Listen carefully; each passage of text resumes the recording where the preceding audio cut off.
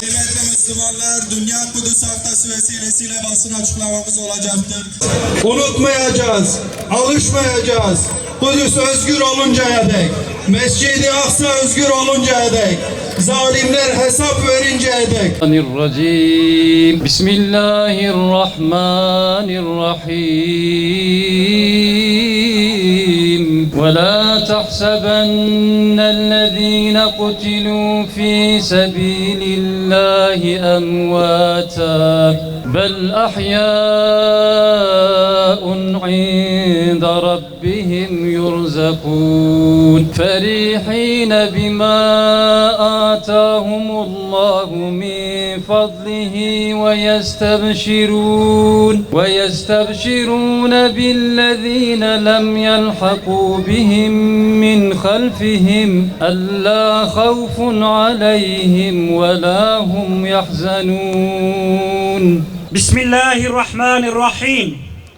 Saygıdeğer basın mensupları, kıymetli sivil toplum temsilcileri, değerli vicdan sahibi kardeşlerim, hoş geldiniz.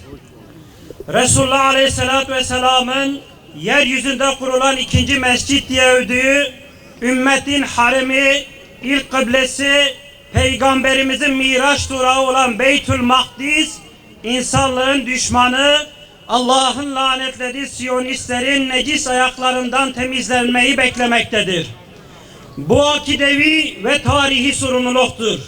Bu nedenle bugün burada sadece bir şehri anmak için değil, ümmetin yaralı vicdanını, insanlığın ortak sorumluluğunu ve İslam'ın bize yüklediği bu mukaddes emaneti hatırlamak için toplanmış bulunuyoruz. Hepinizin bildiği gibi Kudüs sıradan bir şehir değildir. Üç semavi din için kutsal olan bu şehir aynı zamanda insanlığın ortak mirasıdır. Kudüs'ü konuşmak aslında insanlığı konuşmaktır.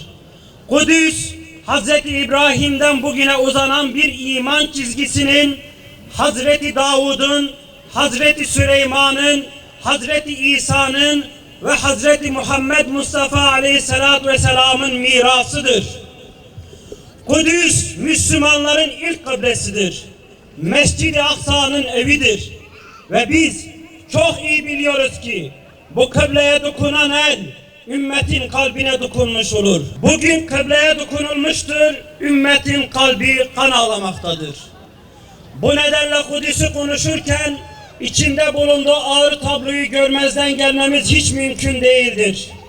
Bugün Kudüs işgal altındadır. Bu işgal geçici bir güvenlik uygulaması değil, sistematik, planlı ve ideolojik bir yayılmacılığın sonucudur. Filistin topraklarında yaşananlar kendiliğinden gelişen acımasız saldırganlıklar değildir.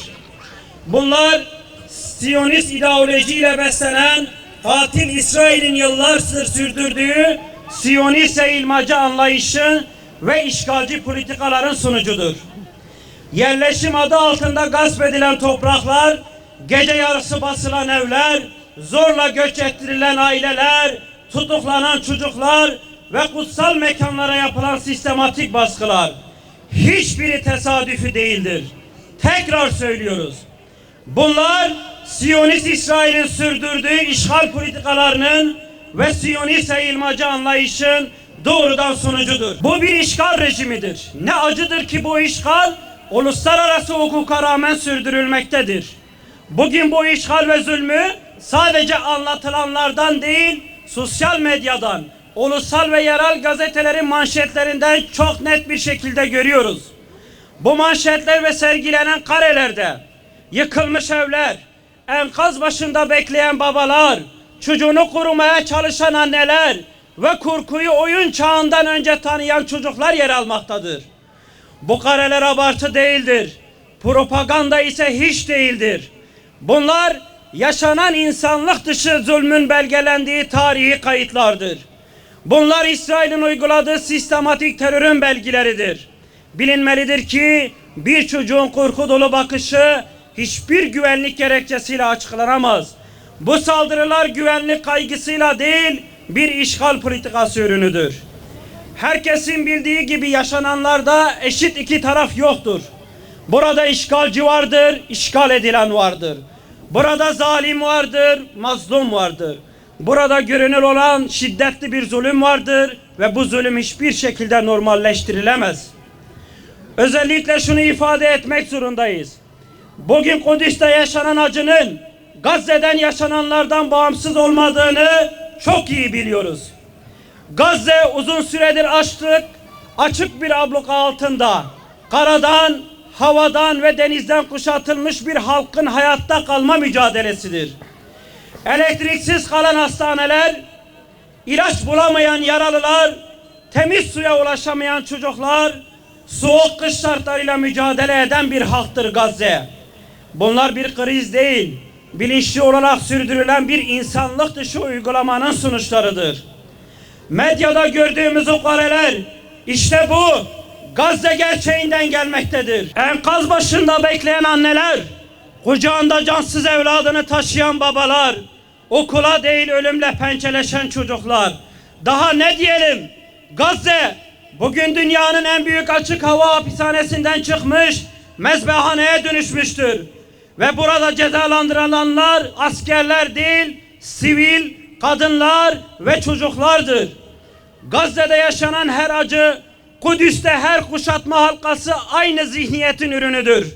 Bu nedenle Gazze'yi görmeden Kudüs'ü savunmak mümkün değildir. Yüce Rabbimiz Kur'an-ı Kerim'de kendisine ayetlerimizden bir kısmını göstermek için kolunu Mescid-i Haram'dan çevresini mübarek kıldığımız Mescid-i Aksa'ya yürüten Allah her türlü noksandan münezzehtir buyurarak Kudüs'ün ve Mescid-i Aksa'nın bu ümmete emanet edildiğini açıkça bildirmiştir.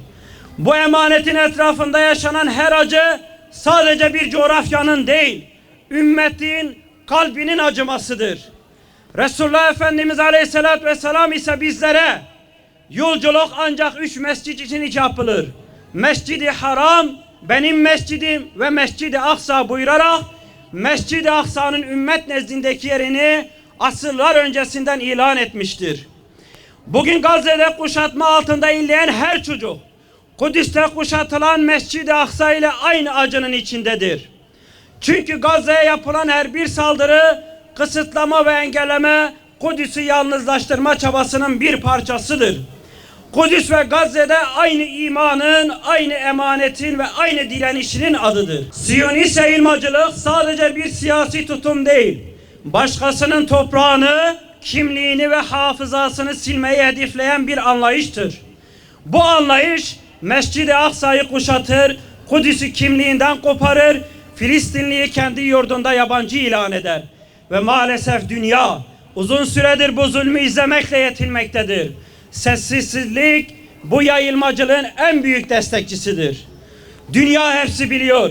Gazze'de, Kudüs'te yaşananlar bir çatışma değildir. Çünkü çatışmada taraflar eşittir. Burada ise işgalci vardır, işgal edilen vardır.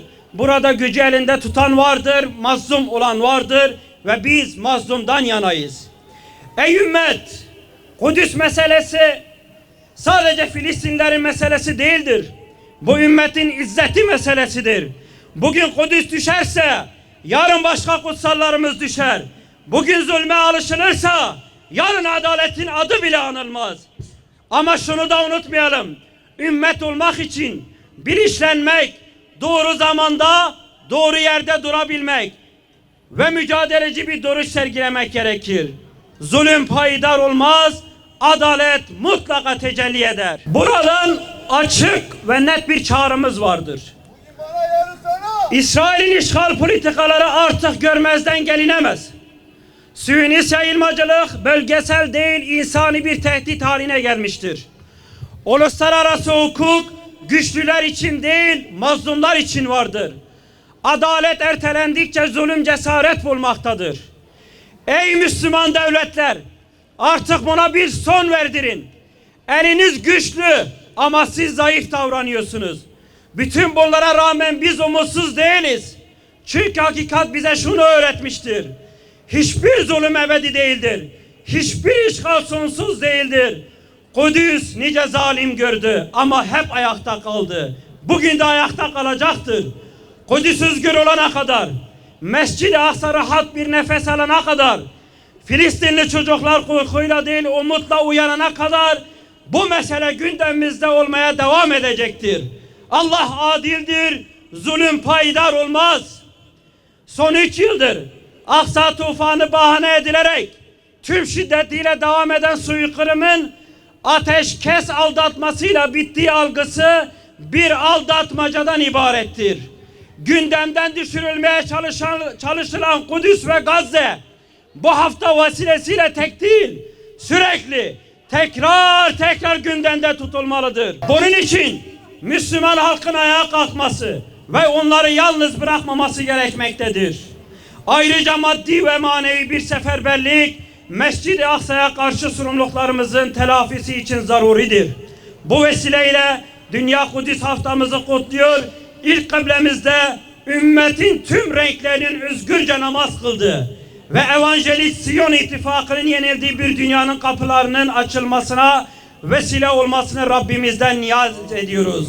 Allah'a emanet olunuz. Euzubillahimineşşeytanirracim. Bismillahirrahmanirrahim.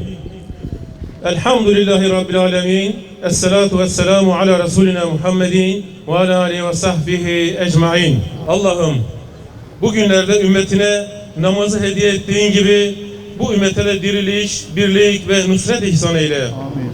Kalplerimizi Aksa'ya bağlı, dualarımızı kabul olunan kullarından eyle. Amin. Hamd sana mahsustur Allah'ım. Salat ve selam İsra ve Mihrac'ın sahibi Efendimiz Muhammed Aleyhisselatü Vesselam'a, onun âline ve ashabına olsun.